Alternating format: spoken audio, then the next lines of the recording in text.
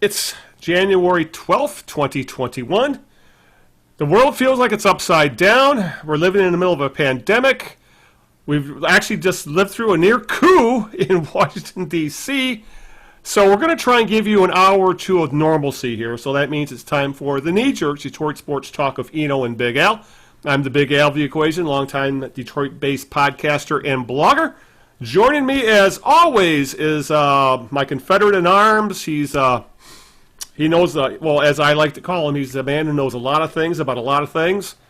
And that would be Greg Eno of his Out of Bounds blog and other things on the web. Greg, how's things?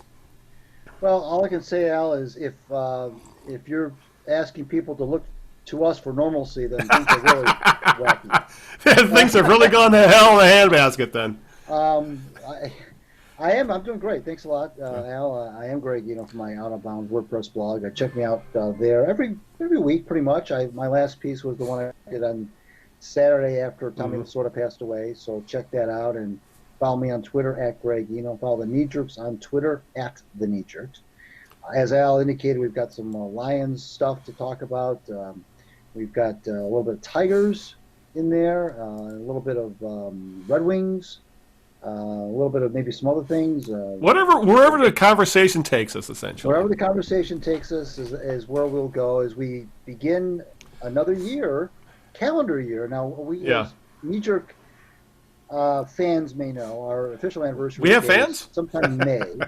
What's that? We have fans. I'm glad to hear that. We have our anniversary typically in May, which will this year will be our 12th. We did not have a show for you for our 11th anniversary because we were nothing was really going on. Everything was locked down. It was our pandemic hiatus. Right. So we hope to have a 12th anniversary show this May. We'll keep our fingers crossed on that. But anyway, before we get to Al's plate of topics, let's play a game that we like to call Whose Birthday Is It, Maestro? Everybody knows how we play this game right now. I'll give Al a clue or two or three of an individual whose birthday it is today in the world of sports. And if Al can correctly guess that person within the first two clues, he'll win a case of Goebel beer. Ooh, Goebel beer. All right. Can I have some pickled eggs with that? You could. You just need. That sounds like something that would be a beer that my dad's old bar probably would have served. That's with a lot of Schlitz and Pabst. And Stroh, of course, and Stroh's. Altus, we can go on and on. Yeah, Altus, there you go. Hams. Yeah, well, let's just talk about beer for the rest of the podcast. Yeah. That's fine by me. I got a Labatt's in my hand right now. So, anyway, fire away. This person now made his name in hockey, and his name, I will say this, his name lives on. That's one of the clues. His name lives on. Yeah. Unfortunately, he himself passed away in 1974. He was born in 1930, so he was only 44 when he passed away. Made his name in hockey, as I said. Played with 4 teams in his NHL career. One of the best at his position, not a forward. I'm probably giving you too much. Mm-hmm. But he was still an active player when he passed. I'll stop there. Oh. I might have given you too much. I don't know. Active player when he passed. He said he was, how old was he again? He said 44. And was born in 1930. What was the date of the birth again? He was born in 1930 and died in 1974. So he was 44. 44 and died in 74. Damn. Huh. He was an active player at his death and was not a forward. Not a forward, so he was a defenseman. God, I have no idea. And remember, my first clue was his name lives on. Yeah. Yeah, which means probably an award or something named after him, but I just can't think of it right now. So I'm just going to have to pass on this one. I can't even give a decent answer right now. Okay, not even an educated guess. You may have me nailed on this one. They would figure that the night before hockey season starts, you're trying to nail me with an obscure hockey question. Yeah, and I'm sitting here thinking that I gave you too much. I guess I didn't. We'll find out. I got to think about it a little bit. Or maybe I'm just toying with you and trying to drag out your questions to make you feel better. No, I don't. That's my excuse. That's the one I'm going with right now. All right, before we get to question 2 of the birthday game, we got a lot to cover. Well, obviously, as Greg mentioned, kind of our itinerary between the Lions, Tigers, and the Red Wings, and maybe a little bit of college football, depending on what our timeline looks like. I guess the question is, Greg, right now though, is not a lot has changed with the Lions. Obviously, we're going to start with them because they are now, with the season over, they're in midst of a coach and GM search. They finished the season 5-11. Darrell Bevell, as interim coach, finished 1-4. They lost the last game of the season to the Vikings, 37-35. In a game that really wasn't, I don't think, was close as that score indicated, even though you'll have a segment of this fan base yelling about the officiating again. They got jobbed, and I don't even want to talk about officials or any of that kind of crap ever with this team until they start playing games that mean something.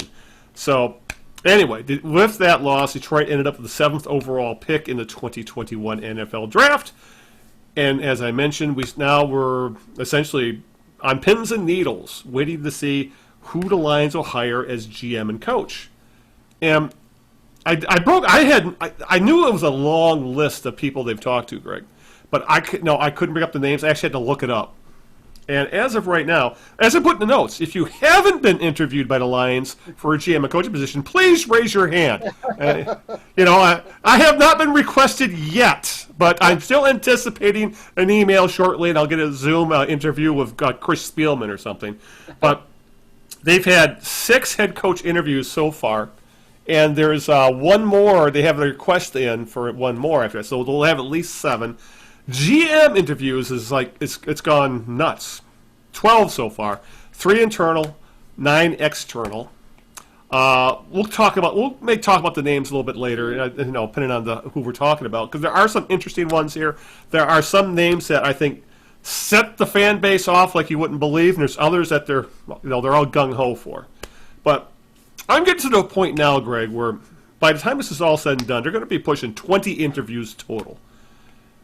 Are we getting to the point where maybe they're getting too much information? I mean, I'm glad they're being more thorough this time around, because the last GM search was essentially 3 interviews. One was ceremonial, and then they just went to whoever Ernie Accorsi told them to hire, which was obviously Bob Quinn. And then his head coaching search was essentially, I want my buddy.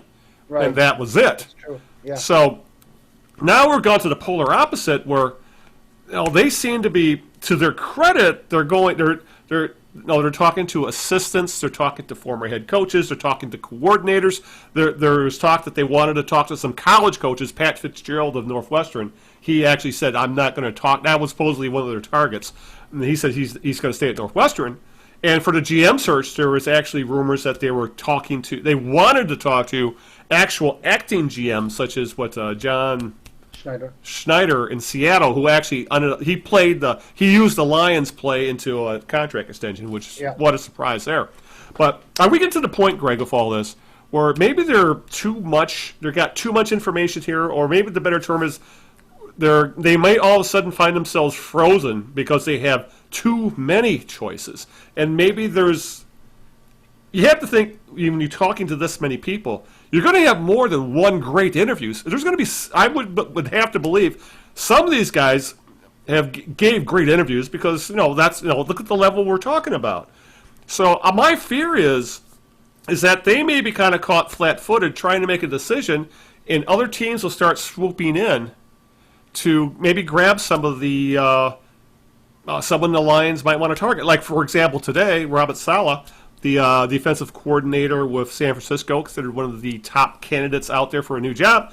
He was flown into New York today on a second interview with the New York Jets, even though there's conflicting reports how well his interview went with Detroit. So all of a sudden he might be off the board just like that, because the Jets have decided that's our guy. Well, they may have decided that's our guy, we want him, and we're moving forward. So I guess that's my fear, is that maybe I love that they're getting information from all areas of football, but this kind of is like someone who lived behind the Iron Curtain suddenly walking into an American grocery store and seeing all this stuff and not knowing what to do. That's kind of what this is starting to remind me of. Well, the fact that you can do these interviews, these first interviews via Zoom or whatever platform you use, virtually, means you don't have to. You don't have the logistics of flying people in. Nobody, And maybe the fact that you can do these interviews, people can be in the living room, for God's sakes, really. Yeah, and they're doing multiple in one day. They're doing 2 or 3 a day. Yeah, so that's probably, I'm sure that's playing into it. If you had Yeah. in the older days, i.e. last year, you bring in Yeah, a the guy, old days, yes. you didn't interview anybody Mhm. in any other fashion than in person. And you flew them in and you talked to them, and maybe if it got into it more serious, you brought them back, you Yeah. gave them a look at the facility and so forth, which is what's happening with Soleil. The Jets have brought him in. I'm guessing the first interview was via Zoom, like they all are. Now they've brought him in for an in-person look-see, and he's going to get a chance to look at the facilities and so forth, which is another huge step toward being hired. So I think that might play into the number of interviews they've had, because of the fact that it's too easy to do an interview right now. And you get in a situation where it's so easy. I want to talk to you, I want to talk to you, I want to talk to you, and just like you said, you can have 2 or 3 of these things in one day, and which you could never do before. So that's probably part of it. You get a little bit interview happy, if you will. Yeah. I think that's a good term for it, some actually. merit to your point. I mean, I think you can get too much information maybe, but I think that there's also the good news is there's a lot of good candidates. So I don't think the Lions are going to necessarily miss out on anyone, because there's just way more candidates than there are openings right now. So it's still a buyer's market. Mm-hmm. But we'll see. Soleil looks like he's headed to the Jets only because I think that's the only team he's gotten a second look in, was from the Jets. You mentioned the conflicting reports about how well the interview went with the Lions. One website said it didn't go so well. Dave Burkett said from the Free Press said no, it went okay, went good. Mm-hmm. But the fact that they really haven't moved, to your point about swooping in, they haven't really moved. They meaning the Lions, haven't really swooped in haven't been aggressive beyond that first interview, which I think was last Thursday. So he may be off the board indeed. But what's funny is all the GM interviews. I remember 2 weeks ago we were talking about what's more important. My contention, and I think you agreed, was that the more important of the two was the GM. Right. Yeah. We were definitely in agreement there. So there's certainly, the number of interviews they're having for that position would bear that out. And you mentioned Schneider. They're also rumors are going after Kevin Colbert. Right. On the Steelers, another sitting GM, which would be and an ex-Lion, as a matter of fact. He was in the Lions front office when they were good in the 90s. Yeah, so we'll see about that one. But like you said, though, at the very least, we know it's not going to be rush. It's not going to be conceived like it was last time. And last time they had to wait for Patricia to get all the way through the Super Bowl. So any interviews they had were token at this time of the year, and there was radio 3 or 4 weeks because everybody knew that Quinn was just waiting to talk to Patricia, and he had to wait all the way until the Super Bowl to do it. So that was, coaching search in quotation marks. This is the exact opposite. Mm-hmm. So Spielman and company have been very busy the last week or so. Yeah, several weeks. Yeah, and speaking of some of the names, I know you mentioned a couple of the GM candidates, and there's been quite a few solid ones. I think the latest favorite right now is Ed Dodds, who helped build the Colts as their assistant GM. There's a few other interesting ones out there. Like, it's funny that we're hearing nothing on Louis Riddick anymore, since he was one of the first interviews, and there was a bit of a groundswell for him at the time. But in the head coach search, there was I think 2 names seem to be kind of sticking out right now. One is assistant head coach Dan Campbell of the Saints, and because he has ties to Dodds, and there's talk that maybe if Dodds is the favorite to be assistant GM, that may mean Campbell might be a favorite to become the head coach. And that's something else we have to remember, is that in these interviews for GMs, they're talking to who would you want your coach to be. For people who are worried about you're hire a coach first, trust me, they're talking about the coaches with all these candidates here. And the other one, which for some reason just pisses off Lions fans, but in a lot of ways makes a lot of sense, is former Bengals head coach Marvin Lewis, who was there 16 years, never won a playoff game. But, there was a lot of mitigating circumstances there in that he was coaching an organization you could make a genuine argument was as dysfunctional, probably more dysfunctional than the Lions, and they actually made the playoffs 7 times. And look where they've gone since Marvin Lewis left. The Bengals have been completely in the weeds, much as the Lions have been. So, people say, oh my God, he never won a playoff game, but right now, I'm not with the Lions. I'm not so concerned about X's and O's guys. I don't want a guru like we had with Patricia. They need an adult in the room. And if Marvin Lewis is an adult, he would walk in and he would immediately command respect in the locker room. The guy's got a long and respected history. He built the Ravens defense in the early 2000s, for example. He played a big part with that team and then was a respected head coach, even though he had his issues. Would he be an inspiring hire? Probably not, but he would be a safe, comfortable, sensible hire that, here we go talking about, maybe he's the bridge coach, that he essentially comes in, straightens everything out, gets us back to maybe Jim Caldwell era type of ball, and then then you can find the guy to put you over the top, because Lewis is not a spring chicken. He's 62. Right. So, he's not a long-term hire, but, so for some of these other guys, Bevel, they did play hard for him, but I don't know. They talked to Arthur Smith of the Titans today. They want to talk to the Bucs coordinator Todd Bowles. Eric Bieniemy was interviewed. He's like the new hotness when it comes to offense. I really don't know where it would go, but if they did at this point, I'll just put it this way. When it comes to who they hire as head coach, I've always been wrong anyway, as to if I like him or hate him or whatever. So I'm like, whatever the Lions decide they think is best, I'm just going to roll with it, because I don't know jack shit when it really comes down to it. I don't know their thought processes. I don't know what direction they want to take the team. I don't know if they want to rebuild. I don't know what they want to try and fill in the pieces and make a run. I really don't know. So I'm not going to get all uptight if they don't hire a Bieniemy or Salah or whoever the new hotness is, and they go with a safer hire. I'm not going to get all uptight about it, because it'd be silly to at this point. Even though there are a lot of people in the fan base that I think would riot, even though I probably shouldn't use that term considering the times we're living in right now, that would be very, very upset if they didn't hire the new hotness. But sometimes I don't know if the new hotness is the right move to make.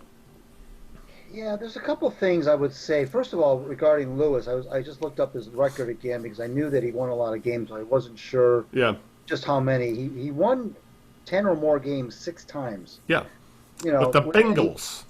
Right, and his record is 131, 122. The playoff thing, yes, that's true. He never won a playoff game. I went back and forth today on Twitter with Michael Rothstein from ESPN, and I asked, and he said, I said, do you think that the next Lions coach is a transitional coach like you just mentioned, right? Or is he expected to be the guy that's going to coach the next playoff game? He said, absolutely, they're expecting the next coach to be coaching the next playoff game. And I said, do you have any idea what kind of term are they looking at, 4 years or 5 years?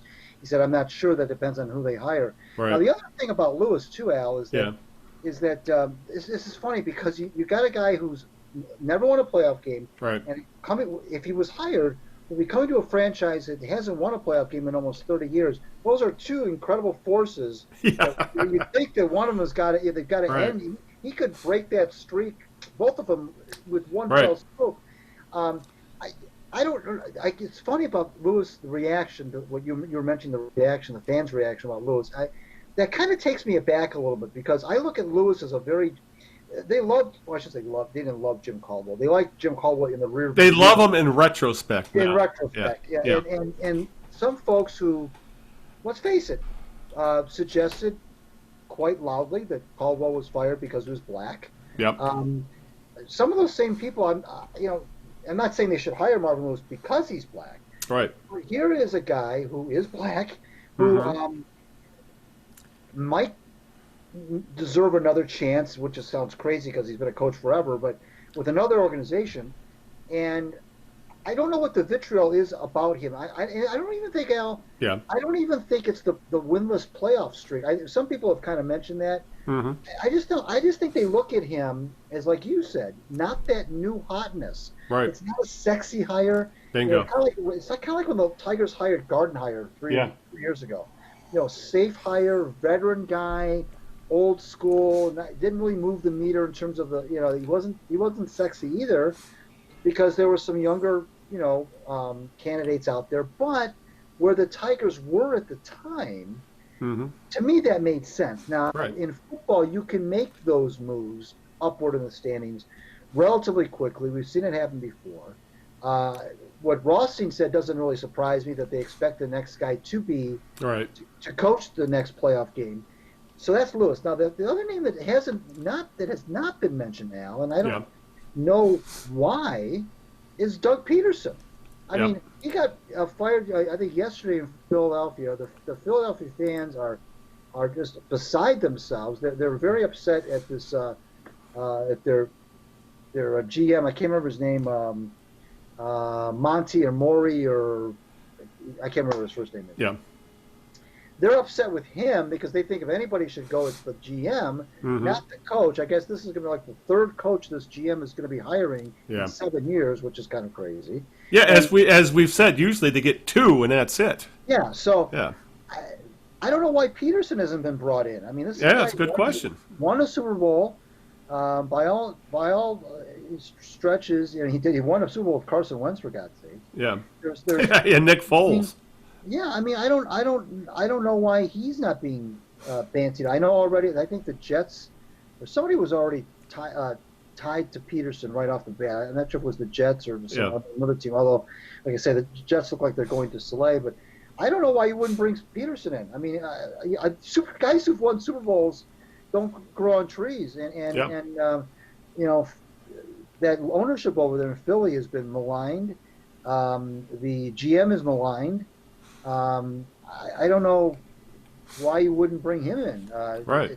Take a look at him, and they may still, but they're bringing in everybody else under the sun. I don't know why you wouldn't talk to Peterson. Yeah. But then again, he could probably afford to be picky. So it's because we do have to remember. That's true. Is this is not the most desirable of positions available. There are, you got Jacksonville, which has oodles of cap space, like crap ton of draft picks, and obviously they're going to take the number 1 prospect in the draft. So like Jacksonville, is a very would be a other than I think the one downside of Jacksonville is Jacksonville. Jacksonville as a city sucks, but I've been there. Trust me, I can vouch for that. But or Houston, they have a franchise quarterback, and they recently made the playoffs. They just got screwed up by Bill O'Brien losing his mind and making some absolutely stupid trades. So Houston's probably a better situation. Hell, Atlanta's probably a better situation. Being they've they were in the Super Bowl 4 years ago.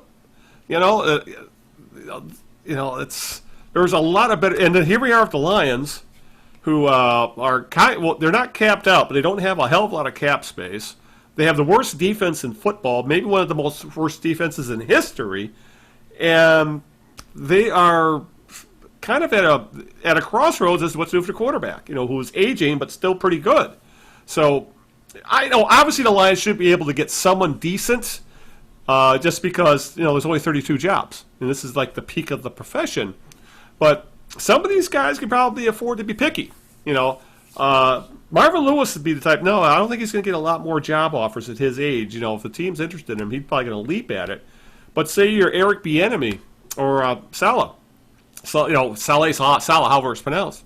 These are guys that will probably get more than one opportunity, and maybe they might be a little pickier as to what teams they might be interested in. So. But then again, God forbid, there was reports Matt Patricia turned down the Giants. So who the hell knows, But some of these guys could be picky, and the Lions is not exactly a prime destination. You know what? Is Lewis the only guy, Al? Campbell, I know he was an interim with Miami, so that doesn't really count. Is Lewis the only guy they've talked to who's had coaching experience? A head coach? Yeah, I believe so. No, they want to talk to Todd Bowles. Right. That's And true. he's the other one because he was head coach of the Jets for 3 or 4 years. But all the rest of them are either up and coming. They're all up and coming coordinators and assistants. None of them have. I don't think any of them have either college or pro head coaching experience. So they're kind of limited in that. Yeah, they may look at this situation, Al. The Lions may look at it as, we're this close to being, an expansion type situation. Yeah, they really are. You're right. And so they may say the Lions may not want a guy. Well, I shouldn't say not want a guy, but may lean toward if given the choice between. They said Lewis had a really good interview. Right. If you look at do I want a guy who's been there, done that? My guy, he's coached a million games in the NFL. Right. Or the new hotness, as you call it, in a situation where the roster's very much in flux. Yeah. Do we want to then, on top of bringing in a new GM who, whether or not, whoever they bring in, whether or not he's experienced, is still going to be new to the organization. Right. And it's got to get his sea legs under him in terms of the roster and everything. Maybe the Lions look at a guy like Lewis and say, Marv's been out of the game for a couple of years. This is so much like the Gardenhire thing. He's been out of it for a couple of years. He's eager to get back in. Yes, he's had some foibles, just like Gardenhire could never beat the Yankees in the playoffs. Lewis has never won a playoff game, period. Maybe they just look at him as, a guy that they can just install in that position and not worry about whether or not he's going to have any growing. They might be, they just might be kind of gun shy after the Matt Patricia situation, where he came in, Patricia did, and guns a-blazing, and was really had a nightmare first season, punctuated by that opening night debacle against the Jets. Right. And just that was the precursor of everything. maybe they're a little afraid of something like that. As glitzy as some of these young kids are, I call them kids, or not kids, but these young candidates are, the Lions may look at a guy like Marvin Lewis, who, like you said, doesn't exactly his door's not been banged down by any other club. Right. Maybe look at him as, here's a guy who's coached a million games in the NFL. He knows his way around roster. He knows his way around, he's been around the block. And maybe he won't be overwhelmed by the situation, which I have a feeling that's what happened to Matt Patricia. Yeah, and then I really think that the Patricia thing might have given them a little bit of a second thought about, and maybe an untested guy. Yeah. Maybe the Soleil thing, Al, and again, we don't know because we are getting conflicting reports. Maybe they saw a little bit too much of Patricia in Soleil. Right. We don't know because you and I weren't there, of course. Right. But I mean, everybody thinks anointing him as the next best thing since sliced bread. There's always one or two guys every coaching cycle that gets dubbed that. This year it's Soleil and the enemy.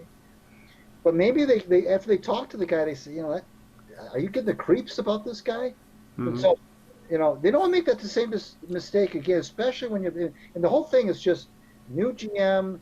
The last thing we want to worry about is a coach that is finding his way. Right. And this whole notion of coordinators becoming head coaches, as you know, I know that's the usual path, and that's how guys do get their first head coaching gig. Yeah.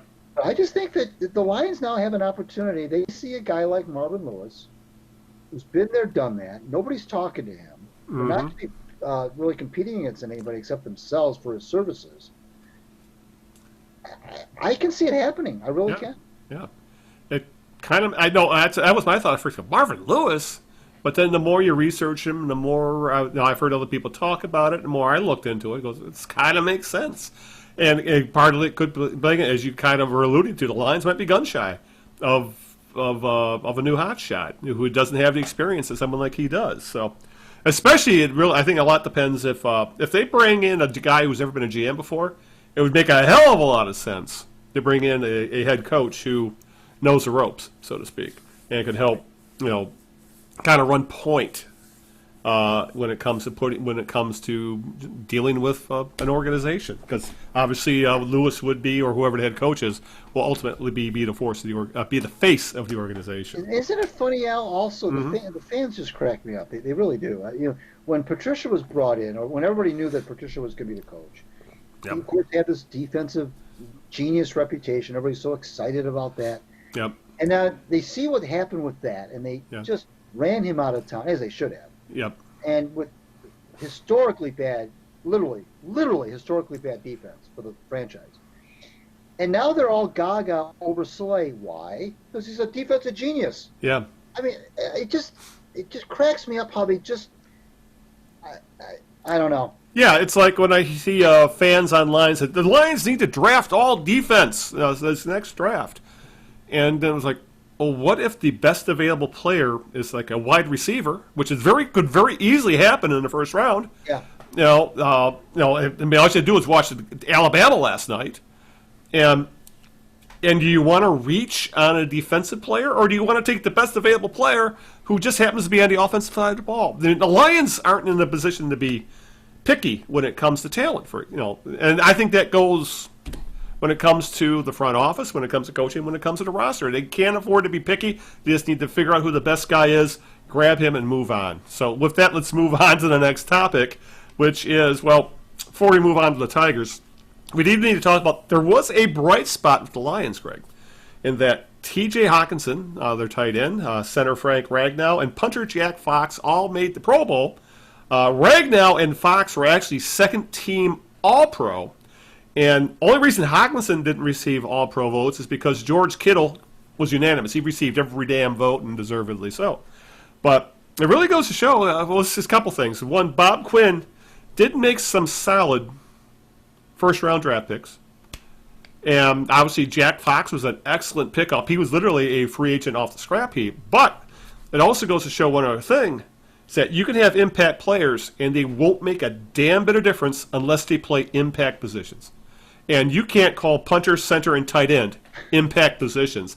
This team had essentially 3 All-Pro players on their roster, and yet they finished 5-11 and were pretty much shitty all year long.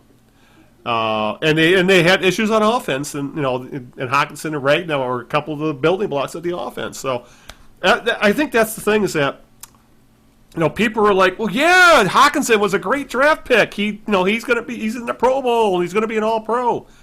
And it's like, yeah, that's nice, but he was a luxury pick, and that high in the first round, you really can't take a tight end unless he's the final piece. And obviously, he wasn't the final piece. So, Frank Ragnow it's going to be a really good pick, but these guys aren't moving the needle. It's like, I guess when Quinn made draft picks, they really seemed to be high floor, low ceiling kind of guys, if you know what I'm talking about. Yeah. They were going to be decent NFL players, but they weren't going to be the types that would that were going to move the needle on your record, unlike a quarterback or a pass rushing defensive end or an all-world wide receiver, or a skill position. Not even a running back. Anymore, it seems like if you pick it that high in the first round, you take a quarterback, you take a pass rushing defensive end, and after that, maybe a lockdown. I say like a left tackle. The guy who can block the world, so to speak. Other than that. After that, they don't. The impact just isn't there from a lot of these positions. Yeah, that's a good point. And you're right.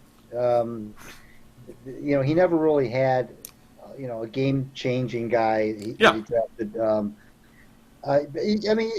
let's face it, executives who go into the Pro Football Hall of Fame, or at the very least are well respected and have a lot of success, if they're not Hall of Famers, don't build their careers off of first-round draft picks. I mean, that's not how they got their name. They they make their success and make their impact on the league because of the hits they make lower than the first round, and oftentimes much lower than the first round. So, in order to be considered, like I said, some of these draft picks you and I could have made. I mean, I mean, really. But I will give him credit. I'll credit him for Ragnow. That was clearly a good pick. Yeah. I'll give him credit for Hawkinson. But like you said, it's where the team was at the time. I understand what he was doing with Ragnow. He was trying to build an offensive line. The run game. Right. Yeah. Win the battle of the trenches. I get it. I understand that. Hawkinson, good player. Yeah. If you look back at the careers of some of the great tight ends in this league, Mm-hmm. what have they won? Yeah. What did Tony Gonzalez ever win? Yeah. Did he even make a Super Bowl? I don't think he did. Yeah. I'd have to look back. Yeah. Yeah. I'm talking great tight ends. Yeah. The guy in San Diego, the local guy from San Diego. Maybe he's retired now, but Gates, I think his name was. Antonio Gates. Yeah. Yes, he didn't win anything either. Yeah. Yeah. Yeah, I mean these are good players, but even look back historically. Charlie Sanders. Hall of Famer, didn't win a damn thing. So I'm not. Believe me, Hawkinson is a good player, and all evidence will continue to be a good player. Same with Ragnow. I mean, I'm not dissing those guys at all. Right. I'm just saying that's not where you make your hay as a GM. Mm-hmm. The GMs who make the Kevin Colberts of the world and the Schneiders and throughout you go up and down are the guys who find those for whatever reason, whether it's because they got a good scouting department or sometimes it's luck, whatever, have been able to hit on players in rounds anything other than the first. And that's where that was Quinn's Achilles heel, especially the second round especially was a disaster. He had I guess he had 5 drafts, I think he had. And his record in the second round is pitiful. I mean, absolutely pitiful. And those second round picks are, I mean, you got to hit on those. I mean, you can't when DeAndre Smith is your best second round pick, well, there you go. Yeah. But you're right though. You're absolutely right. The punter, the center, and the tight end are not, and that's the story of the Lions. Yep. That's the story of the Lions. For years they've had good kickers, good punters, good players at positions nobody, like you said, don't have a real big impact on whether you win or lose the game. Because they have to have support. I don't know when the last time they've sent a left tackle to the Pro Bowl, for example, or which is usually your premier, your best offensive lineman generally is your left tackle. That's kind of like saying the best hitter in your lineup is the third. Yeah, because he protects the blind side of a right-handed quarterback. Sometimes flawed description, but generally speaking, you have a left tackle, a right side. The left tackle is because he's the guy who protects the blind side. Usually protects the quarterback's blind side. Right. Yeah, it's we'll see what happens, but at this point we're in a holding pattern. Hopefully, by the time we talk again, Greg, we'll actually be able to give our opinions, our quite learned opinions of who the new GM and head coach may be. But right now, it's still I'm sitting on the edge of my chair, waiting for a decision to be made. Which who knows is going to. There really hasn't been a lot of hints as to what their timeline is right now. We really don't know. So, all right. With that, what's question 2 of the birthday game so I can start preparing some pickled eggs? This person, hockey, of course, 1930, died in 1974, was an active player. You mentioned defenseman. I had said he was a non-forward, but you're right. He was a defenseman. I will say that. His name lives on in a non-hockey fashion, but very, very popular in the fast food industry, I'll say that. And died tragically in a car accident. All right, so we must be talking about Tim Horton. Yes, we must be. Yes. Yeah, if you hadn't said fast food, I probably wouldn't have gotten it. That was you gave me the gimme in question 2. I want you to have the goal. You want me? Yeah, you want to see me eat a pickled egg? That's what you want. Tim Horton was 44 when he passed away in I think it was a single car crash in 1974. He was active with the Sabres at the time. I didn't realize he was still an active player. Yeah, he was. Maple Leafs, Rangers, Penguins, and Sabres. He was named one of the 100 greatest NHL players in history, and and of course, obviously, he's founded. And you can get a coffee from him to this day. Yep, and founded the Tim Hortons coffee and donut chain. Yep. And there you go. Yep, that's Tim Hortons is one of Linda's go-tos when she works obviously she works midnights. So Tim Hortons, before, at least pre-pandemic, was one of their go-tos to get them through a night. Between the coffee and donuts. You ever wonder how many current customers of Tim Hortons have no idea? Don't even know that he used to be a hockey player? I bet you I could ask Linda. She wouldn't. She'd go, who? What? What do you mean he played hockey? Yeah. And she's a hockey fan. So, yeah, you're probably right. I bet you a significant portion of their clientele probably has no damn idea. They probably think, he just thought up the chain, and he was not a celebrity of any kind. He's, like Dave Thomas of Wendy's or something like that. All right, well, awesome. I can't wait for my low-end cheap beer. It'll probably give me a headache. So with that, let's move on to topic number 2. Let's talk about the Tigers, because they actually made they made a move that is actually being praised, but again, it's a move that I don't know if it's going to move the needle much, and that is the Tigers signed a switch-hitting outfielder. He's likely going to play left field for the Tigers. Robbie Grossman. They signed him to a 2-year, $10 million contract out of free agency. He's 31. He played 51 games for the A's in 2020, and that was the best season of his career, which he posted 1.2 WAR, which is excellent in such a short season. He slashed 241, 344, 482. Essentially, he showed a lot of power he had never shown before because he had changed his swing plane. He's not one of those guys that tried to start hitting more fly balls, and with that, he started hitting more home runs and extra base hits. So he had 8 home runs, 23 RBI with the A's. What's most impressive about him, though, Greg, is that he has a career on-base percentage of 350, and the Tigers, they have nobody that gets on base. Very few people that gets on base. They had 2 Tigers that got on base at that clip last year. Not even Miguel Cabrera had an on-base percentage that high last year. I think he was only around 320. So I think the only guys who had a similar on-base percentage were Willie Castro and Candelario. So that alone, that he knows how to take a walk, he knows the strike zone, he knows how to take a pitch, he knows how to fall off a pitch. That alone makes him a rarity on the Tigers. And he obviously has a connection with A.J. Hinch, as he was a member of the 2015 Astros. I think that was his 3rd year in the league. So he's probably going to play left field, but he's capable of playing all 3 outfield positions.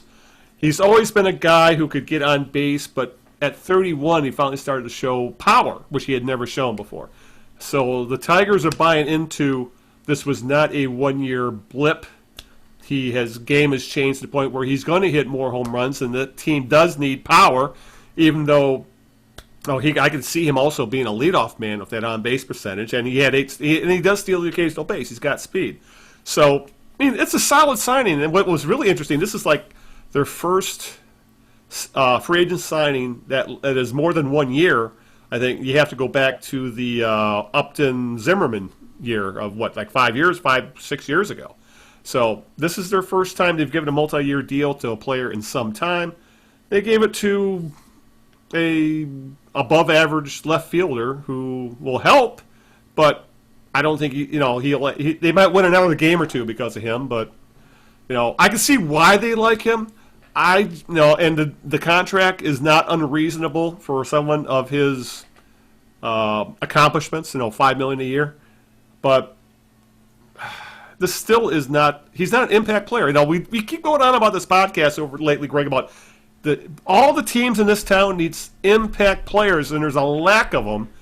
Grossman is a great complementary player. He's a role player. He's a Craig Monroe, so to speak, of like the 2006 Tigers. He is not a Pudge Rodriguez or a Manglio Ordonez, which is what this team is missing, and probably they're showing the signs of not bothering to go in that direction of a player. So, good player. He'll definitely help, but he's not going to make the difference between this team being bad or good. They're still going to be bad. Again, they're not in. That's just where they are right now in their rebuild. And that pisses me off to no end, but you know that already. Yeah, I mean, he's like, I like the on base thing. I know it's not, a lot of people don't like, don't find that very. I could care less if he hits 200 if he gets on base at a 350 clip. Yeah, I mean, that was the whole thing about Alex Avila, was he was a good on base guy, and people didn't. They looked. Yeah, that always bothered me. Oh, he only hit 210. Yeah, he gets on base more than the guy hit 300. You know what? People don't get that. There's not a lot of players in that lineup right now, as of right now. Yeah. Who work a count. And they're just not. I mean, I know that the game of baseball in general is basically home run strikeout. I understand that. Yeah. But they're just, so it's not unique to the Tigers. But we're just talking about the Tigers right now. There's not a lot of guys in that lineup that really can work a count. So here's Grossman who can do that. That's one of the things as well. And these are little things that a guy like AJ Hinch, the manager, appreciates those kind of, because those kind of at bats, they add up. I mean, when you're trying to drive up a pitch count maybe on a pitcher, or just throughout the course of a season, if you have a guy, you can stick him in the lineup and know he's going to face 4, 5, 6 pitches maybe per at bat. I mean, that's not what the average fan doesn't really see. That they don't look at it that way. But from a baseball insider perspective, if you will. This is a very solid. You mentioned the length, the term length isn't very long. It's a very solid signing. It's not. Yeah, winning teams have guys like Grossman on them. It's not going to sell season tickets if there were season tickets to be sold. Yeah, yeah. But is he a piece of the puzzle? Of course. Now you hit the nail on the head. The Tigers are not going anywhere next year. I know that. We all know that. Mm-hmm. And the next year's free agent class, the class of 2021, that's supposed to be loaded. It's supposed to be a lot better than this class. And that, which coincides nicely with what should be the time of the rebuild, where the Tigers should be ready at that point, a year from now, to indeed open up the pocketbook and start to bring in some serious, some star players if they can do it. I know you're not gonna move the fans aren't gonna be enamored with this, but people who really do know the game and who are fans who aren't these loose cannon fans should look at this and say, that's a smart pickup. I mean, I don't think they overpaid for him. I don't think you can look at the contract and say, well, what are you paying this guy that much money? I think it was both in terms of length of contract and the money. I think it's fine. Yeah. Yeah, and he's at the end. He's not out of his prime yet, but he's getting to the he's on the bad side of 30, but he's not an old 30 yet. Right. And I will say this, to his credit, good teams have had him. He played with the Twins and he played with the A's. Both teams that tend to not have big payrolls, but still win games and have good players. And Grossman played quite a bit for those teams, so. I mean, that's a positive toward him as well. Again, he doesn't move the needle a lot, but you need guys like Grossman on your team. Yes. You just need a lot more of them, more than anything else. All right, but that's really the only news the Tigers have really made. Other than I just checked my phone because I heard it buzz, and the Tigers avoided arbitration with Michael Fulmer. Yay. Okay. So I wonder what they said what the contract was. 1 year, $3.1 million. That's like, okay, so that works for me. So. Then again, he had an 8 ERA last year, so $3.1 million for an 8 ERA. But again, there's a caveat with the injuries he's dealt with, so we'll see what happens. All right, Major League Baseball, Greg. They're going to try and have a full season. This is big picture stuff here. MLB is planning on a full 162-game season for 2021, and they're planning on spring training starting on time. And I think this is there's been ongoing tensions between the players and owners. And much like 2020, Major League Baseball owners have been crying poor, yet they won't open their books. And they were pushing for a shorter season as it would allow them to pay the players, again, like last year, a smaller prorated salary. But to do that, they need the Major League Baseball Players Association to agree to that. They're saying, hell no. No, we made it through a season last year. We had issues, but we made it through a season. We want to get paid in full. we want to play a full season, and they're willing to do what it takes when it comes to protocols to do it. So they're going to try and get a 162 game season in. Is it a good idea? I don't know. I can't. The way things are going, it might be. We just but right now with the vaccine and everything else, we really don't know where we're going to be in 3 months. But this is definitely a win for the players because they bent over backwards last year to get the season in. They're the ones who made all of the compromises to get the season in. The owners didn't do shit. So I don't blame players saying we bent over backwards to get in a partial season last year. We're the ones that took all the pay cuts, because for all the crying that Major League Baseball owners say, oh, we're losing money, oh, woe was us. They refuse to open the books. They refuse to tell exact. They're just giving. We've lost $1 billion.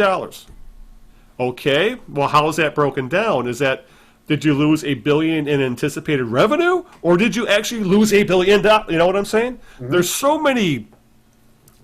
I would just say it this way: I wouldn't trust a billionaire as far as I could throw him, and I believe the players feel the same way. So I have no problem with the players saying, if they're willing to make the sacrifices and follow the protocols to get a season in, they want to get paid. And they got raked over the coals last year by the ownership. This is, I think, their way of saying, our turn. No, we want to get paid. I don't blame them one bit. No, of course not.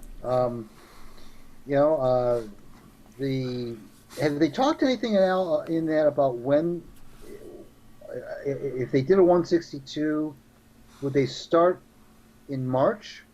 I think they're shooting for a normal season right now, yeah, because they want spring training to start in February. Okay. Now, as far as the regular season, would that start in March? I think so, but I don't know all the details yet. Okay. I'm sure that's something that would have to be hammered out. Yeah. Okay. Everybody wants to get paid. The owners lost in deep. Let's face it. You don't have. They lost money. That's. Yeah. Let's face it. They lost money, and so that they're saying that is not disingenuous, but there are two, parties at the table here, and the players, have. And the other thing I wanted to ask you too: have you heard anything about how this would affect the minor leagues? That I don't really.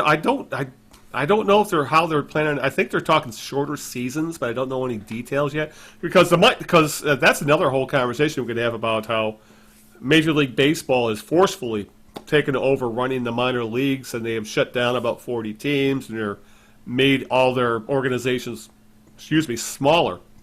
But I saw today that the Tigers did announce who the managers and coaches were going to be for their minor league teams.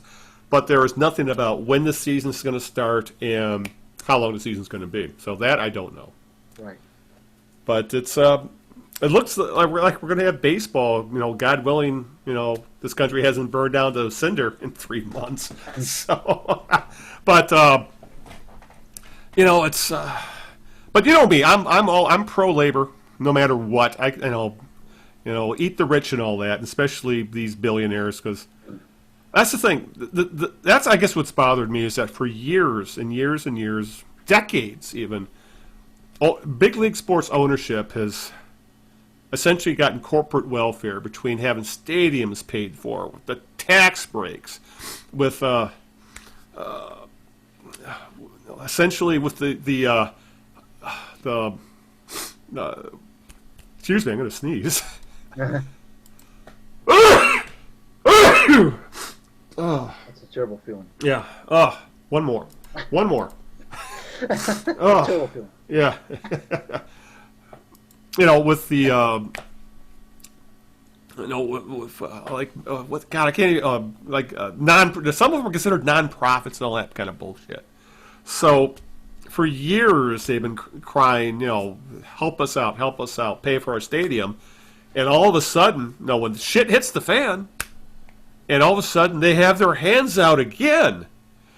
And I think people reach the point where, like, we've been helping you guys out for years. Didn't you save any money?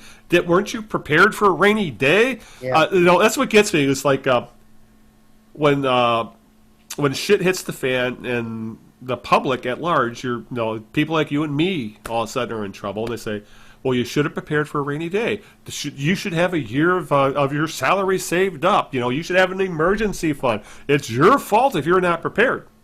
Shit hits the fan if all these professional franchises, and they're like, oh my God, we're going to go out, we're going broke, which, one, I don't believe, and two, it's like, well, how come you don't have reserves? How come you're not prepared for a rainy day? That's what you tell us. It's the thing like with bankruptcies. If someone has a personal bankruptcy, some people consider it's a personal failing. But if a business goes bankrupt, well, that's just a strategic business move to keep us alive. So I don't believe a word that comes out of ownership's mouths when it comes to how much money they're losing or how much money they're making. If you want to cry poor, if you want corporate welfare of some sort, then break out the book, show us the accounting, and maybe I'll believe you. Till then, I'm 100% behind the players. Whatever they want, I'm fine with. Yeah, I almost always lean toward the athletes as well. When it comes to these kind of situations, they're relative to their lifespan, mm-hmm. They are in their profession for a short period of time. Very short period of time. I mean, football is the most famous example, of course. I think the average length is like 3.5 years or something, because of how violent the game is, and how physical it is. But even baseball. I mean, how many guys really do play at the big league level for even 10 years? Yeah, how many are in there long enough? You have to be a major league player 4 seasons to get a pension. Yeah, I don't think a lot of players really make it that far. So, but relative to their lifespan, their longevity, their baseball career is but a very small percentage of that. Yeah, I'm not saying that the owners owe them enough money to live on after that. That's ridiculous. I'm not suggesting that. Right.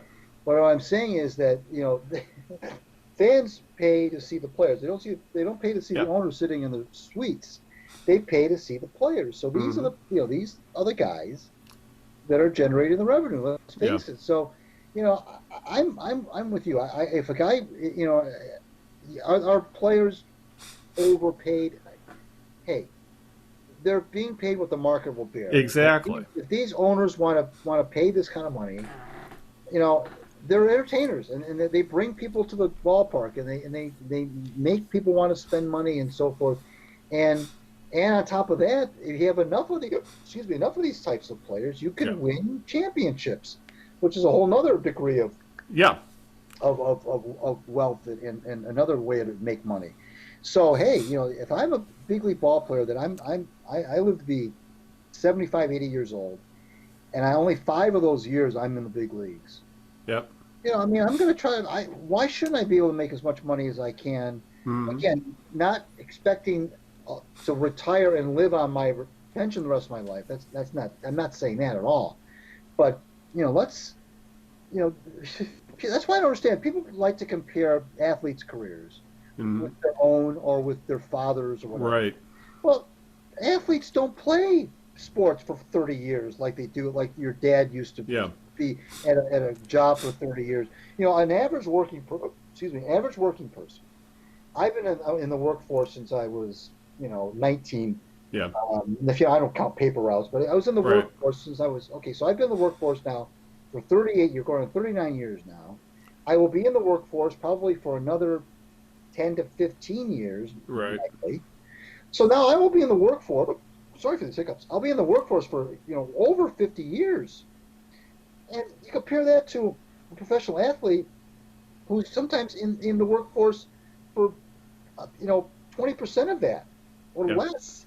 Now you can put the minor leagues minor leagues are professional. That's true, but where they're woefully underpaid. Oh yeah, in the minor leagues. So I just think people need a little bit more perspective. And if you're still singing the tune by now, some 40 years after free agency hit baseball, if you're still singing the tune of, boy, these guys are getting paid. These contracts are ridiculous.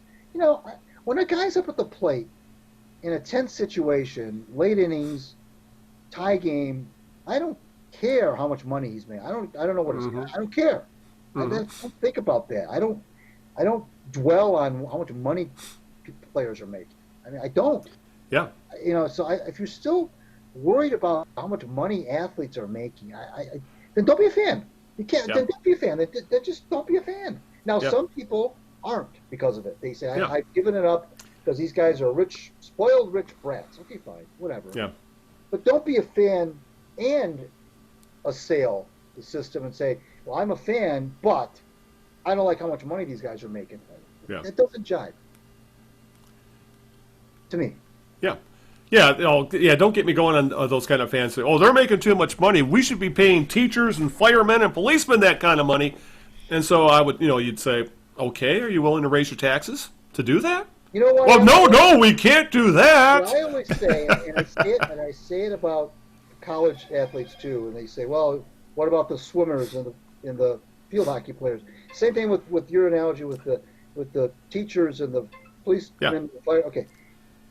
I'm not going to sit here and try to tell you that those are not people that we need. We do. We need policemen. We need teachers. We need all those people. I'm not suggesting that. But if you're going to try to make that comparison, and it's a very populist argument.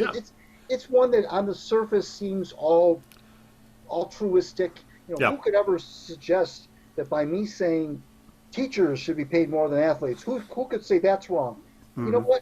The day that I pay, or the day that they charge admission to go into a classroom so I can watch a teacher teach on national television, then all bets are off. Yeah. That's the difference. The difference is we don't pay money to see these people do their jobs. And that might sound cold, might sound like I'm a jerk, but that's the case. These people don't generate money. A teacher doesn't generate money. A policeman doesn't generate money. They have very, very valid, very honorable positions, but they don't generate revenue. And that's what these athletes do. And I don't know why people don't understand that. And I don't think it's anything wrong with admitting that. Yeah. I think you can say that a teacher is valuable to society. They also say, well, yeah, but I understand that a teacher doesn't bring in revenue like Miguel Cabrera brings in revenue for the Tigers. People who can't see that difference are being very disingenuous. Yeah, yeah. For too many years, people have been brainwashed, I think, into... Well, I'll put it this way. I think everybody undervalues their worth in the workplace. Yeah.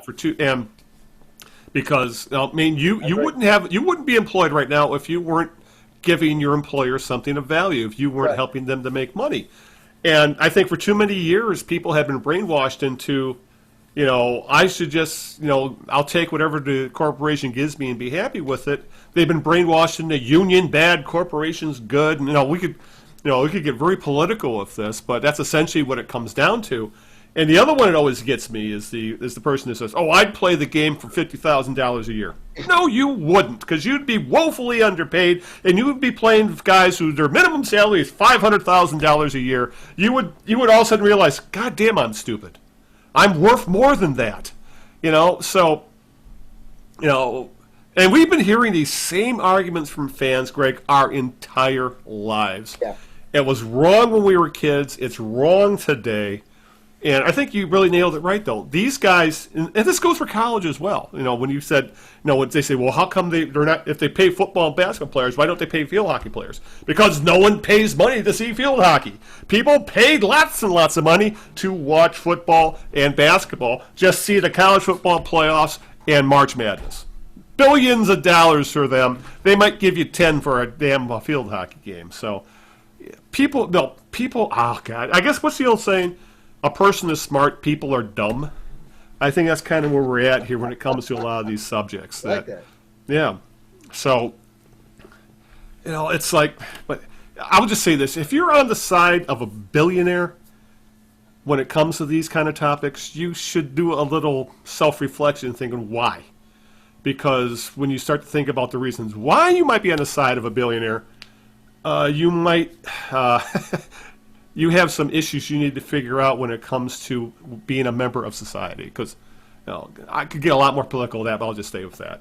So, Anything you want to add before we start talking a new hockey season?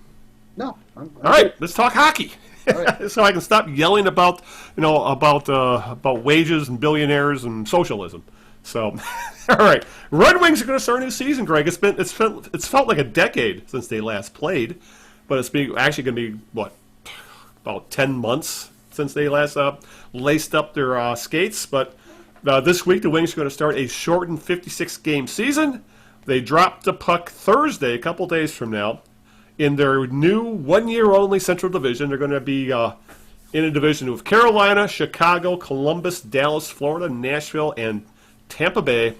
And this season will be conducted much like a typical Major League Baseball season, when they'll have short series.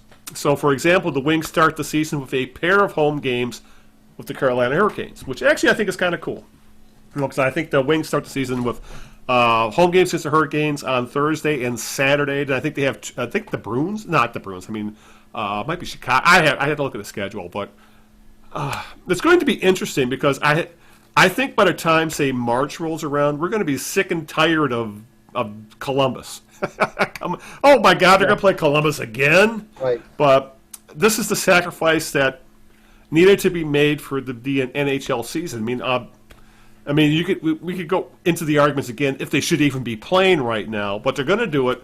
So there's no stopping them from doing it because there's so much money at stake. So this way makes sense. It tries to limit travel. It tries to limit exposure. Obviously, there's going to be the All-Canadian division, which actually be kind of interesting to watch. I mean, that's going to be an experiment. I think I'm going to love to see how it goes down. But, I think if one thing, I have a feeling 56-game season, it's not going to stay this way. But I wouldn't mind if the season stayed when we're talking hockey and the NBA, if the season stayed around 60 games or so. Because the 82-game season, do we really need seasons that long? Or if you why don't you shorten the season by a month on each end or something like that? I mean, what we're seeing over the last couple of years, maybe some of this will stay around, with how they're handling divisions and how they're handling travel and things like that. But they'll never shorten seasons, as much sense as that makes. But it'll be a nice change of pace, even though it feels like the Wings are back in the West with this alignment. Yeah, it's kind of shades of the original 6 where you played. Yeah. 5 teams 14 times. That was right. a 60-game season. Shades of that a little bit. You're right. You're going to get sick of seeing the same teams over and over. That's for sure. Mm-hmm. No question about that. But like you said, it's not forever. It's for fans who just want to see hockey. We were talking about this last time. Who just want to see hockey, period. Who cares who they play? I want to see some Wings hockey. I really do. I think you just want to see how this new roster is going to kind of come together. Will they be able to make that next step in their rebuild? Yeah. Maybe we'll sing a different tune 40 games in, and we're always like, geez, sick of this. Yeah, I can see us talking in 3 months or say, God damn it, they're playing Nashville again. But you know what? Again, so what? They're doing the thing. I think they're doing the where you play the same team twice in a row. I think, right? Right. Yeah. They're having short series. Yeah. You know what, Al? That might make for some more interesting.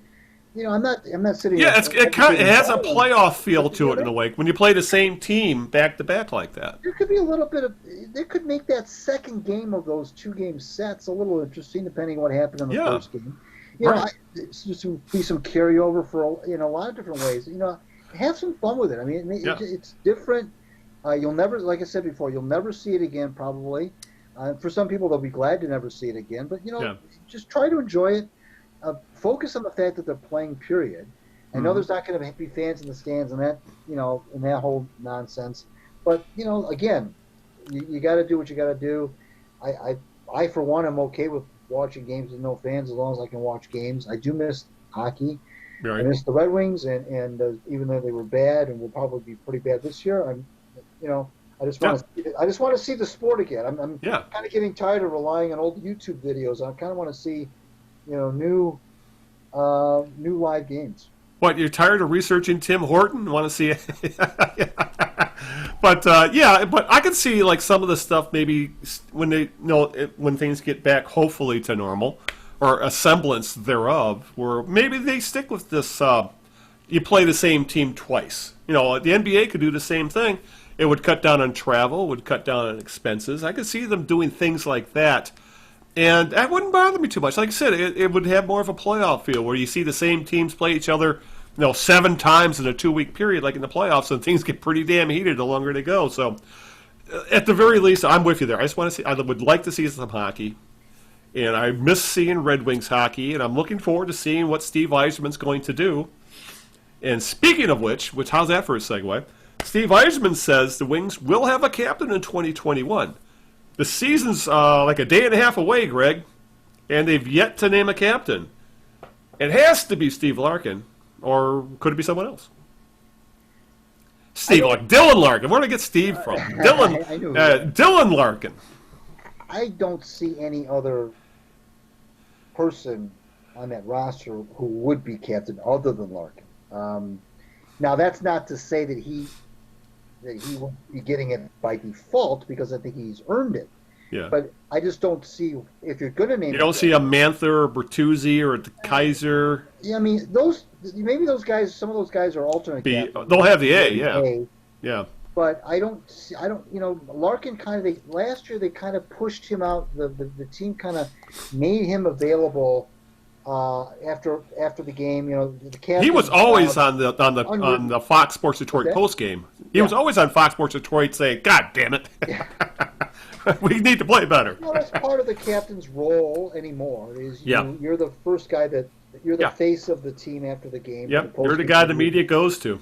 And Larkin kind of fulfilled that role a lot last year, and I don't know if that was by design with the idea that he would be captain, or that he was he was just the guy that they put out there. But he was the guy they put out there, and with all due respect to Tyler Bertuzzi and Anthony Mantha and some of the other guys on that team who could maybe make a case for, I don't know that you can make a case stronger than the case you can make for Larkin. Now, believe it or not, Larkin is going into his. It's going to sound crazy. I think his 6th year. Yeah, I believe it's going to be year 6 for him. 6th year. And because he started when he was 19. Right. And so, longevity-wise, he wins a lot of those battles because he's been there the longest. He clearly seems to be a leader. Seems to want to be captain. Let's put it that way. There's some players that, you just get the sense that they would just rather not have that light shined on them. But he seems to be the kind of a kid that would relish it. I think the fans would like it. There's of course no rule that says you have to have a captain. We all know that. But the Red Wings have been without a captain for a while now, and they're in this transition. Typically in Detroit, when you're the captain for a long time. I mean, that started with Yzerman. Who was captain for a very long time, and then Lidstrom was captain for a very long time, and then Zetterberg was captain for a very long time. And the only reason they stopped being captains is because they retired.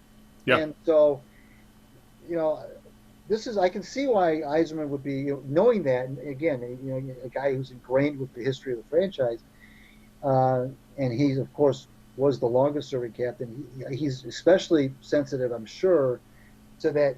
Maybe that notion of, well, whoever we name captain here, the way we do things around here is when you're the captain for a long time. Right. Yeah. So I understand wanting to get that right, because there's nothing worse than you can do in the NHL than strip a player of his captaincy. Typically, when you do that, it's just not a good thing.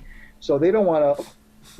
But I don't think they have any. I don't think they would have any issues with making Larkin the captain and letting him be captain for as long as he's with the team. Yeah, it's I agree if you say he shouldn't be captain by default, but in a way he kind of is by default. It's just that luckily for the Wings, he has shown all the leadership signs that you want to see of someone who's going to be your captain. So it's worked out for them, and I would not mind seeing a guy like Dylan Larkin be with the Wings for a very, very long time. Is he going to be as good as some of the other long-term Wings that we've grown to love over the decades? I have no idea at this point. Right now, he's not going to be your Datsuk or Zetterberg or Iserman or Shanahan or whomever, but he's a good player, and he deserves what he deserves getting to see right now. I have no complaints with that. All right, before we start wrapping things up, we need to talk a little bit of college football, because obviously the college football playoff was last night.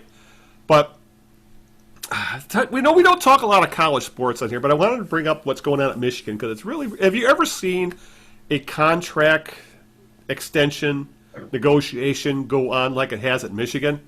Michigan and Jim Harbaugh finally finalized a new contract extension, despite essentially just hanging there all year long. It was like this black cloud over the Wolverines' head. And it's not like they had a good season. Harbaugh ended up finished 2-4 season. They could have easily been 0-6, and their last 3 games were just canceled due to COVID-19 outbreak. And obviously they had to shit or get off the pot when it came to Harbaugh, because if they don't extend him, he's in the last year of his, well, it was a 7-year contract. This was, I think, he just had year 6. And you can't, we've talked about this with managers, you can't go into the final year of your contract as a lame duck, because obviously in Harbaugh's case, it would be, the other teams would say, well, you can't go to Michigan. Harbaugh may not be there within a year. You come play with us because I have a long-term contract. He doesn't. No, and obviously it's just bad optics. If you don't feel your coach, manager, whomever is not good enough to receive an extension, then why is he still there? You should just move on. And for a lot of people, they thought that was ultimately what was going to happen. But it was really weird in that they had signing day, for recruits. Nothing. They had to resign it, and apparently they had a decent recruiting class. I think that's all BS. Harbaugh fired his defensive coordinator, Don Brown. He still had no extension. There was rumors about that Harbaugh was maybe holding off on signing a deal because he wanted to gauge NFL interest, see if they were still interested in him. But the shine's kind of off, and there was no real. This is not the Harbaugh of a mid-decade where he could have picked his job. No, things have changed. So finally, this past week, Michigan and Harbaugh agreed to a 4-year extension, a base salary of only $4 million, down from the $6 million he was supposed to get this last year, and actually even the last year of his contract, and that's far less than the peak of his contract, where I think he was making $8 or $9 million a year. So essentially, he's taken from the peak of his contract, his pay has been cut in half. There's performance incentives which could get him back to that point, but it's stuff like needs to win the Big Ten, needs to beat Ohio State, needs to be named Coach of the Year. The incentives are not easy. And I think the biggest deal for Michigan is that the buyout becomes much, much, much cheaper. So really, when it comes down to it, Greg, this feels like Michigan decided, well, it was a COVID year. It's really, really weird for everybody involved. Let's just kick the can a year. We'll give him an extension, but we'll make the buyout so reasonable. If we decide that next year is bad and we don't want to finish out those 4 years, we can buy it out, everybody moves on, and we can start over again. Because that's really what this feels like. This felt like, well, we have to do something, and we don't want to hire a brand new coach in the middle of a pandemic after laying off workers, and the hiring climate isn't that good anyway, so let's just keep the status quo for another year. That's really what this feels like. You're right. It really does. I mean, typically when you extend a guy, he gets a raise. Yeah, it's considered a reward. Number one. I mean, that's right. The first thing. Typically, it's not laden with incentives like you just outlined. Yeah. And it's because you strongly feel like that this is the guy that is you want to hitch your wagon to. Yeah. And you're right. This does not have any of those things. It's almost like Michigan is kind of like wanting to have their cake and eat it too. Yeah. They want to be able to not go through the messiness of a firing now. Yeah. Still have the consistency and still. I mean, let's face it. Harbaugh does recruit well. I mean, he's not. obviously he can't. He's not. He's not an awful coach. He's just had, but he's been trending badly and can't beat Ohio State. Right, right. But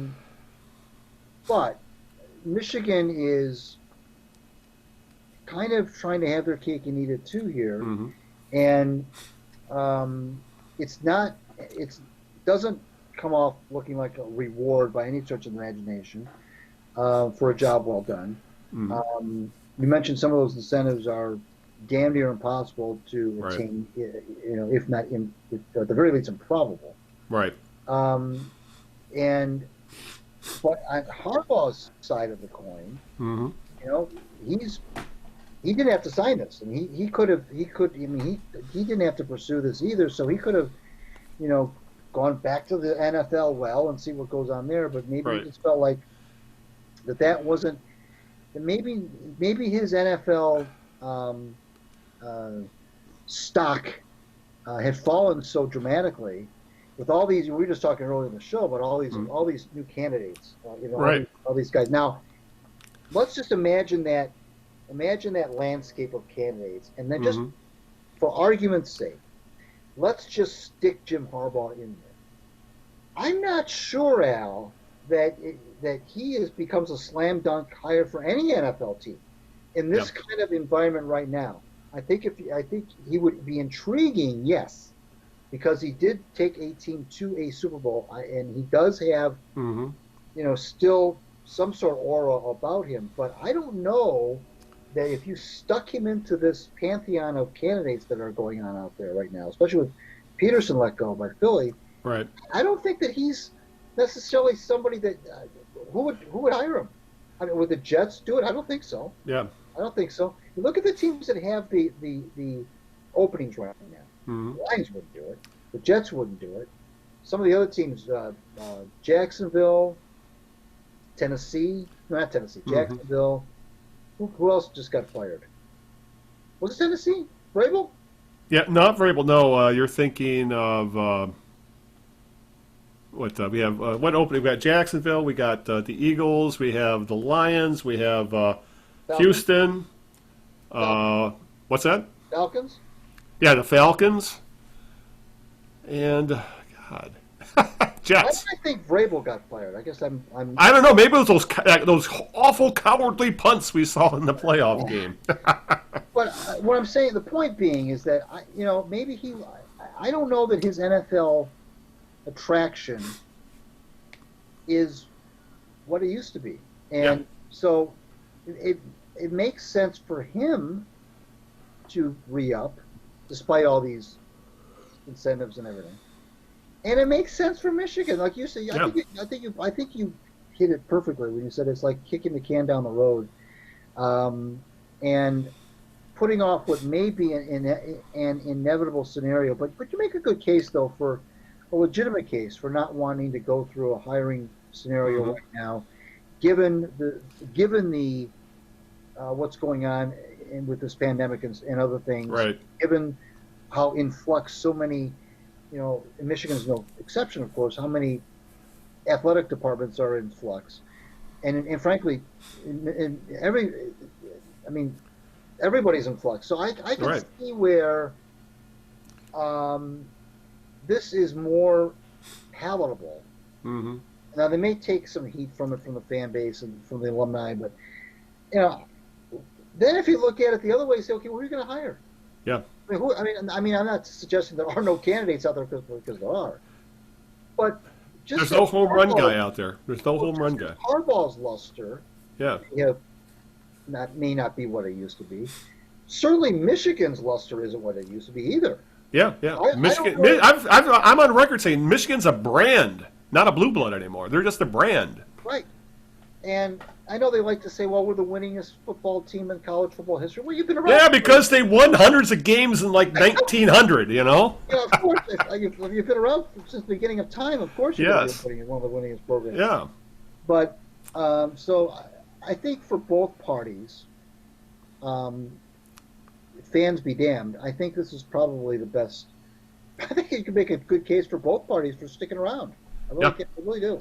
Yeah, I think Michigan saw like what happened at Texas, where I think they ended up paying $24 million in like buyouts and new contracts and all, in the middle of a pandemic, Yeah. to make a coaching change. And they're saying, nah, we're the Harvard of the West. We can't do that. We're not that kind of school. And yeah, and it could work out. Like I said, I think the problem is that I think we've seen it over and over again. Harbaugh just wears out his welcome. He's such an overbearing personality that he just ultimately, even it happened in San Francisco, most obviously. Even though he got fired after what, a 500 year, a year after he made the Super Bowl. So, I think he's the kind of guy. I think if he was your friend, you say, "Oh God, he exhausts me," if you know what I'm saying. I think having Harbaugh as your head coach is just an exhausting proposition. And when he's not winning, that's when people get upset. That's when people think, couldn't we could do the same thing with a guy who doesn't make nearly as much controversy or as much money. So, but in the end, it really comes down to they want to kick the can down a year or two and see what the landscape looks like in a year or so. And maybe, who knows, maybe he'll win 10 games and beat Ohio State. Wouldn't bet on it, but it's not out of the realm of possibility. So we'll see what happens. But college football, Greg, is really weird. Yeah. Well, Yeah. did you watch the national title game at all? No, I did not. Not at all, huh? You had better things to do. Like watching Really? paint dry or something. Playing with Bean, that's probably what you were doing. You were having a cocktail and playing with Bean, I bet. But Alabama won the national title again. I think it's the 7th for Nick Saban, is 6th with the Tide. Well, here's the other thing, you mentioned, and that's Yeah. one of the things about college football, Yeah. is, to me, some of the fun goes out of it when the same team or same 2 or 3 teams are always playing for the championship. That's the point I was going to make. Yeah, you're right. I mean, it's not, to me, that's just not, and when you know in your heart that there are teams that, no matter how good they are in the regular season, have no shot at toppling a team like Alabama. Michigan and other teams in the Big Ten have no shot at toppling Ohio State because the programs are just so, are just head and shoulders above everybody else's. Yeah. And to me, everybody used to, the thing about college football, college sports in general, my friends who are big college sport proponents, I love it better than the pros because it's that rah-rah thing, and they're playing it. They're not playing. It's always about the atmosphere and the love of the game. Oh, the atmosphere and the pageantry and all that other stuff. And I'm like, well, the same 2 or 3 teams win it all the time. Yeah, and I would also say it's not 1970 anymore. Where's the allure? I mean, where's the allure of watching something? I know that they'll come back at me with, well, yes, they'll even acknowledge that and say, but the product they still feel is better than the professional product, and we can go back. No, we gotta have an argument about that. Yeah. Disinterest in college football is largely because I'm tired of seeing the same 2 or 3 teams battling out every year. It's to me that's just not. The inequity between the programs seems to be just so. The gap seems to be so. It's a chasm. I don't understand why that's attractive to people to see this behemoth program like Alabama. Yeah. Just steamroll everybody. Yeah. I don't know where the fun is in that. Yeah. Well, think of it this way, we went through this whole ridiculous football season in college, and people risking their health and people getting sick, and a shit ton of games got canceled or postponed, and it was really a mess. It really, really was. And yet, if we had just said before the season started, okay, we'll go Alabama, Clemson, Ohio State, and then we'll pick one of Oklahoma, Georgia, Notre Dame, maybe another school or two, and say, okay, we'll just put all those 2, pick 4 of them, we'll have the playoffs, and we would have had the same result that we had after this whole damn season. And that's what's the matter with college football right now, is that There's no drama. No, as you said, oh, it's about the pageantry, and it's about the love of the game, and it's about the school spirit. That stuff sailed 30, 40 years ago. It's a big business. It's essentially professional football. It's pro sports. It really is. And it's gotten to the point that we're now, you're right, it's become boring because the bowl games are really become a joke, especially now with all these kind of really silly agreements between conferences and bowls, where the number 6 Big Ten team will play the number 7 ACC team in the Beef O'Brady's Bowl. Who cares? So even the Rose Bowl, which has always been called the granddaddy of them all, and when they talked about college football tradition, that's the one game they always pointed out because it's always been played New Year's Day. It's always been the West Coast versus the Big Ten. Well, back then it was a Pac-8 and the Big Ten, and it was always those two conferences and that one game at 5 o'clock on New Year's Day. And what did college football do this year? They moved it to the damn Jerry World in Dallas. That's how much college football feels about tradition right now. They don't care. It's all about the money. And they're just rigging it in hand over fist, even in the middle of a pandemic, over people like you were talking about who still buy into the rah, rah, rah, go team, go my college stuff. And I'm a Michigan fan. I didn't go to Michigan, but I grew up a Michigan fan. But I'm also bought into, I realize I'm at the point now where I'm rooting for a professional team. I'm not rooting for a university. And I think more people need to realize that. Greg, are you ready to wrap it up? Are you done yelling about sports? And we've done a lot of yelling on this podcast. Yeah. But are you ready to wrap things up? I am. All right, get the thank yous and whatnot out there. Well, we do Jerk of the Week? Oh, God, yeah, I'm in a hurry to get out of here. What am I thinking? All right, let me backtrack and say, okay, with that, who is your Jerk of the Week? I'll make it quick. I got plenty of time. I just got all riled up. I was really discouraged, Al, to hear that the NFL plans to expand the regular season to 17 games next year. Yes. You and I have talked about this Yep. past when it was just kind of being floated around as an idea. And we both were against it. But it's apparently, and this kind of got lost in the shuffle of the holidays. Yep. This was just kind of got buried in the It was like a news dump. It really was. The NFL is planning to expand the regular season. It's been reported to 17 games next year.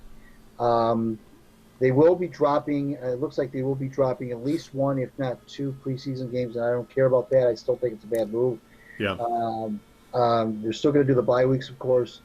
But the way that the preseason games are played now, the starters, the regular players, don't hardly play them anyway. Right. So cutting down preseason games to me is irrelevant. To me, that doesn't have any impact. It's not a tit for tat. It's not. We're adding a full regular season game. So we'll just take out two exhibition games and call it even. No. Yeah, you don't play in anyway. Yeah. No. You can't. No. I don't want to hear that. But that's what they're gonna. That's how they're gonna posit it, and they are indeed cutting the preseason by, again, like I say, it's either gonna be a 2-game preseason or a 3-game preseason. A 17-game regular season for a league that supposedly cares about player safety and so forth. What I am encouraged by, though, are the number of fans so far that I've read who are also against it. I wasn't sure how that was going to go, but this notion, Al, of playing 17 games, and for anybody who thinks that just one more game isn't a big deal, hasn't been paying attention, because the way these players are already being hurt in a 16-game season, and they don't even make it to. It's not like everybody gets hurt in the 16th game. Right. They're getting hurt throughout the season. So now you add another, and then somebody said, well, why don't they just make it so that you can't only play in 16 games? The coaches will have to, adjust their roster so that nobody plays more than 16 games. Well, what's this, Little League? I mean, well, that's if you have to do that. Yeah, you're making the argument for why you shouldn't be adding a 17th game. Exactly. So I was really, I don't like it. I think it's a bad decision, and I'm disappointed, but not surprised, I should say, by the NFL making this decision. Yeah, I'm completely with you. I mean, look at Matt Stafford. He finished this last season, I think, held together with baling wire, duct tape, and a little bit of spit. You know, he was a broken man, and there's a lot of players in the same boat. And honestly, adding and the other thing, I think we've talked about this in the past when this was first brought up. Okay, who gets the? We're playing an odd number season. Who has 8 home games and 9 away games? Right. And who has the vice versa? How do you do that? That could be. They're talking about neutral site games. So we're going to have a lot of London and Mexico City games, apparently. Well, maybe in non-NFL U.S. cities. No, yeah, well, it's I don't know. I'm with you there. It makes no sense. It really does. It's a money grab, and they're really making the excuse. Well, we lost so much money in the pandemic. Oh, here we go again. This is something they've wanted to do, and they're using the pandemic as an excuse to do it. So yeah, I'm completely with you there. And you're right. It's really snuck under. I remember reading about this, and it really got kind of lost in the shuffle. Everything else is going on in the world right now, and all of a sudden, oh yeah, the NFL is playing 17 games, and next thing you know, something's blowing up or or whatever. So yeah, it really was kind of hidden. So that's a good point. I'm with you there. All right, I'm going a little bit political on this one. What a surprise! And I think I don't know if you heard that Gary Player and Annika Sorenstam received the Presidential Medal of Freedom from Donald Trump this past week. I did not. No, I did not. Yes, and you know when they received it? The day after the Capitol riot. Really, and it was no press allowed. There was no pictures, but golfers, very well-known golfers. But Gary Player, and the other thing, neither one of these are Native Americans. They're Gary Player, South African, and Sorenstam's from Sweden. But Donald Trump, you know how he feels about golf. He wanted to give some of his favorite golfers the Presidential Medal of Freedom. Why? What did they do to deserve it? Wow, they won some majors. Woo. So it's like, don't you think it would be a good idea on those guys' part to, we had an attempted coup in this country, and encouraged by the President of the United States. People died at the Capitol building, and yet these two show up at the White House the next day to get an award from essentially a seditionist, a traitor, a man who wants to overturn a fair election. I guess I shouldn't be surprised in Gary Player's, he supported apartheid. His politics are horrible. And Sorenstam, I guess, has been a long-time supporter of Trump. But I guess I shouldn't be surprised because knowing the country club set, the type of people that play in the PGA Tour, that hang out at these high-end golf courses that belong to these country clubs, are extremely and virulently right-wing. But you would think they would have a little more common sense, like Bill Belichick, who Trump wanted to give the award this week, and Belichick said, no. He backpedaled like a quarterback trying to cover a wide receiver. He said, I want nothing to do with this. So you can say what you will about Belichick, about his politics, about his coaching style, about his personality. He is not a dumb man. He's a very smart man. And he saw this coming and goes, I want nothing to do with this. Unfortunately, these two are idiots. So my jerk of the week are Gary Player and Annika Sorenstam for accepting the Presidential Medal of Freedom the day after the Capitol riots. How dumb can you be? Oh, God. World's going to shit, Greg, and we're just... Yeah. All we can do is hunker down in our homes and hope for the best, I guess. All right, with that, let's work our way out of here. So why don't you get out the thank yous and worthos and all that fun stuff? Sure. Follow me on Twitter at Greg Eno. Read my WordPress Out of Bounds blog. Fresh content there generally every week. I hope to be with you on the 26th. I'm having a little bit of a minor surgery. Greg's a ticking time bomb. It's a minor surgery the day before that show, so we'll keep you posted on social media whether or not we'll be doing a show that day or not. Yeah. Regardless, I want to thank my lovely wife Sharon for putting up with this nonsense every 2 weeks, and thank you, Big Al, for making Tuesday nights so gosh darn fun. I just want to have one question about your procedure. Am I in your will? Yeah, but not in the way that you want it. Not in the way that you want it to be. Let's put it that way. No, it's not that serious, people. He will be fine. Hopefully, we'll be able to talk about the new Red Wing season, what's going on with the Pistons, and all that. And maybe the Lions will have a head coach by then. But Yeah, right. all right, if you want to listen to the show, as always, we can be found in the usual places: Apple Podcasts, aka iTunes, wherever the hell they call it now. We're on YouTube if you want to watch us in video. We're on Stitcher Radio, iHeartRadio, Spotify, Google Play, the Amazon Music Store, Deezer, Radio Public.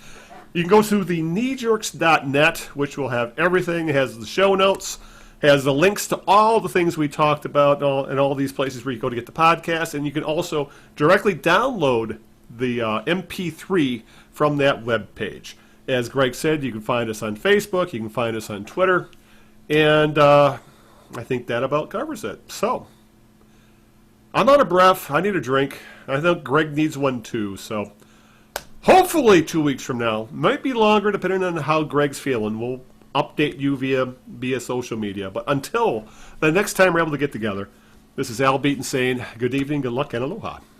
Shower to everybody. We'll see you soon.